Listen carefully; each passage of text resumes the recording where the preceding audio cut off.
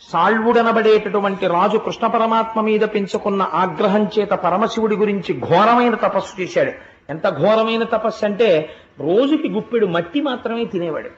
తిని తపస్సు చేసి పరమశివుడు ప్రత్యక్షమైతే కడుపులో కార్పణ్యం పెంచుకున్నవాడు ఎంత తపస్సు చేస్తే ఉపయోగం ఏమిటండి? తన ఇచ్చ వచ్చినట్టుగా తిరిగేటటువంటి విమానం కావాలని అడిగాడు. అడిగితే పరమశివుడు అలాగే తీసుకుపోని మయుణ్ణి పిలిచి ఒక విమానాన్ని నిర్మించి ఇచ్చాడు. దానికి సౌభకము అని పేరు.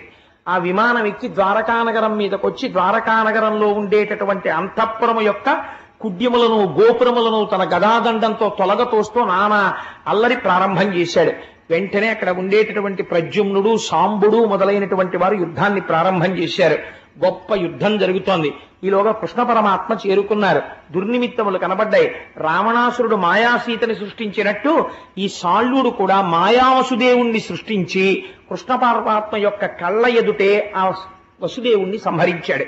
ఆయన మాయావసుదేవుడు తన మాయతో సృష్టించాడు. కృష్ణ పరమాత్మ అంతటి వారు తండ్రి మరణిస్తే ఎలా ఖిన్నుడవుతారో అలాగే ఖిన్నుడయ్యారు. మిగిలిన వాళ్ళు చెప్పారు ఇది జరిగేది కాదు, వసుదేవుడు లోపలే ఉన్నాడని. అప్పుడు ఆయన సుదర్శన చక్రాన్ని ప్రయోగిస్తే ఆ సాళ్వుడు కూడా మరణించాడు. ఆ విమానము తుత్తునీయలైపోయింది. తదనంతరము దంతభక్తుడు వచ్చాడు. ఆ దంతభక్తుడిని కూడా సంహరించారు. శిశుపాల దంతభక్తుడిద్దరూ మరణించిన తరువాత వారిలో ఉన్న తేజస్సు పైకి లేచి కృష్ణ పరమాత్మలో కలిసిపోయింది. ఎక్కడ విన్నారు మీరు ఇది? తృతీయ చతుర్థ స్కంధములలో ఆ మహానుభావుడైనటువంటి ఆ శ్రీ మహావిష్ణువు యొక్క ద్వారపాలకులైన జయ విజయులకి ఇయ్యబడినటువంటి శాపవశం చేత వాళ్ళు 3 జన్మలలో రాక్షసులుగా జన్మించాలి. కాబట్టి ఈ జన్మలో శిశుపాల దంతభక్తులుగా జన్మించి వారిరువుడు కూడా శ్రీకృష్ణ పరమాత్మలో లీనమైపోయారు.